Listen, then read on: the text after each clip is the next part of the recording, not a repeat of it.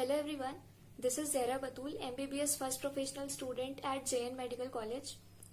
इस वीडियो में मैं आपको ये बताऊंगी कि मैंने अपने फर्स्ट अटेम्प्ट में नीट के फर्स्ट अटेम्प्ट में क्या क्या मिस्टेक्स की थी, ताकि आप मेरी उन गलतियों से सीख पाओ और आप खुद वो गलतियां ना करो।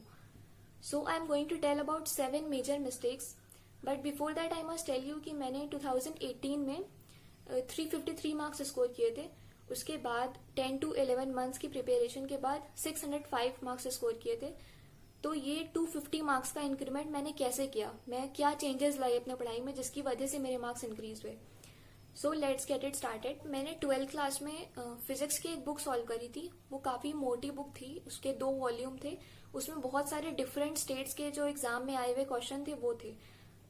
जब 12th में मैंने सॉल्व की थी तो क्या हुआ कि उसमें इतने सारे क्वेश्चन थे, बट वो जो क्वेश्चन थे उस टाइप के क्वेश्चन हमारे एग्जाम में आते नहीं है, बट मैं उनको कर रही थी। तो और फिर इतनी मोटी बुक थी कि मैंने उसको सॉल्व तो कर लिया, बट पूरी सॉल्व भी नहीं हो पाई सही से। उसमें कुछ क्वेश्चंस रह गए और उसको रिवाइज भी मैं नहीं कर पाई।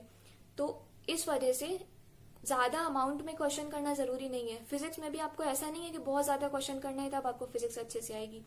उस टाइम पे मैंने 35 मार्क्स स्कोर किए थे, बट फिर 10 to 11 मंथ्स में मैंने क्या किया कि मैंने एक सेलेक्टेड स्टैंडर्ड क्वेश्चन किए, कुछ सेलेक्टेड, हर एक चैप्टर में सिर्फ 100 to 200 क्वेश्चंस, ये रेंज रहती थी। हर एक चैप्टर में ऐसे क्वेश्चन, इतने नंबर ऑफ क्वेश्चन मैंने किए थे, बट मैंने उनको कई बार रिवाइज किया था।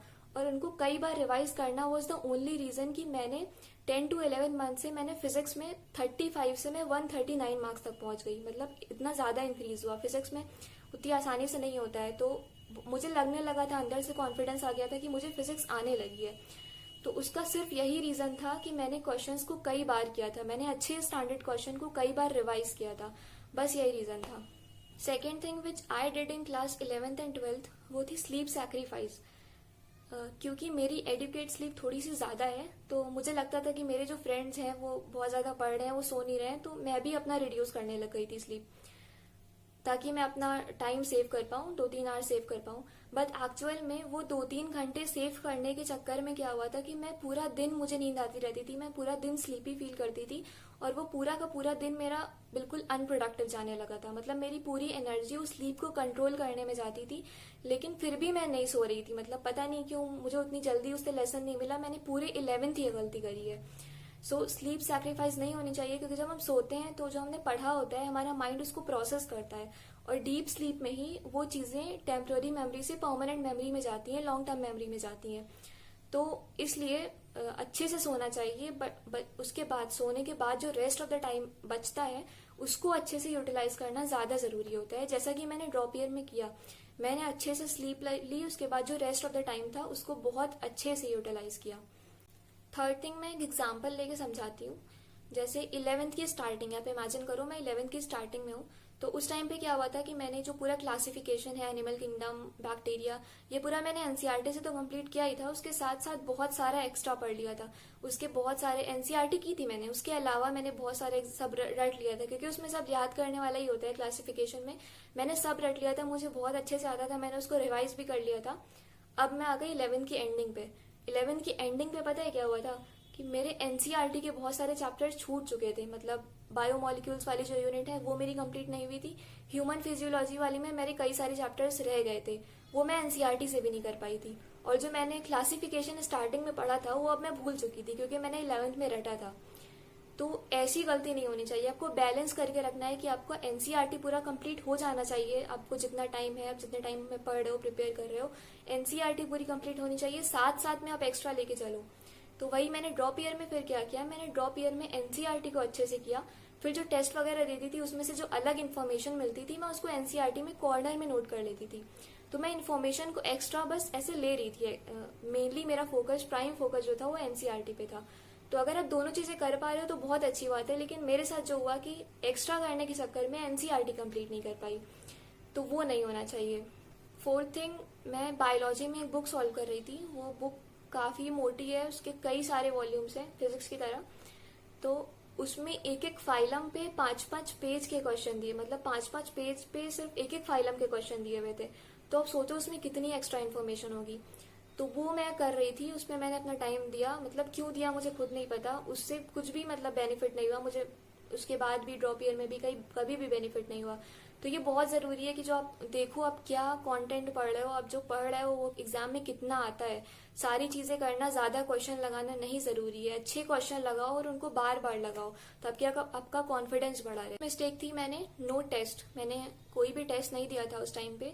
तो मैं आप लोग को ये बताना चाहूंगी कि टेस्ट बहुत जरूरी होता है। आप स्टार्टिंग से टेस्ट दो, ये मत सोचो कि लास्ट में दे देंगे। लास्ट में समझ में नहीं आता, जब आप लास्ट में फुल टेस्ट देते हो तो समझ में नहीं आता है कि आखिर मार्क्स कम क्यों आ रहे हैं, गलती कहाँ हो रही है। बट अगर आप स्टार्टिंग से chapter wise test, part test देते रहोगे तो आपको पता चलता रहेगा कि ये चैप्टर वीक है, इसमें मेरा स्कोर कम आ रहा है, तो आप उसको इम्प्रूव कर लोगे। तो स्टार्टिंग से टेस्ट से डरना नहीं है, भले ही प्रिपरेशन नहीं है, लेकिन अगर कोई टेस्ट है, उसकी डेट आ गई है तो टेस्ट जरूर दो, और अच्छे टेस्ट दो। मतलब ऐसा नहीं होना चाहिए कि कोई ऐसे टेस्ट हो रहे हैं जिसमें वही है कि जो है जैसा एग्जाम में नहीं आता है वैसे क्वेश्चन आ रहे हैं।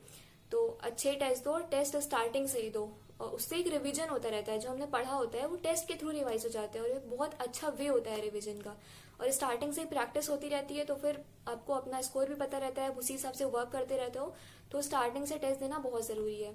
नेक्स्ट गलती मैंने की थी रिविजन में, यानी कि मैं जब कोई भी चीज रिवाइज करती थी तो उसको पूरा पढ़ती थी। मतलब जैसे एक बार कोई चैप्टर पढ़ा, फिर उसको दूसरी बार, तो उसको शुरू से स्टार्ट करते थे, एकदम लास्ट तक में खत्म करते थे हमेशा। लेकिन कभी कभी हमें शॉर्ट में भी रिविजन करने की जरूरत होती है। जैसे मैं एग्जांपल लेती हूँ कि आप एनसीईआरटी बायो में देखो, एक बायोडाइवर्सिटी वाला जो चैप्टर है 12th की एनसीईआरटी में, उसमें लास्ट में एक लाइन लिखी हुई है, जैसे bio if an alien were to visit your planet, मतलब अगर एक एलियन अर्थ पे विजिट करेगा तो वो इस बायोडाइवर्सिटी को देख के अमेज्ड हो जाएगा।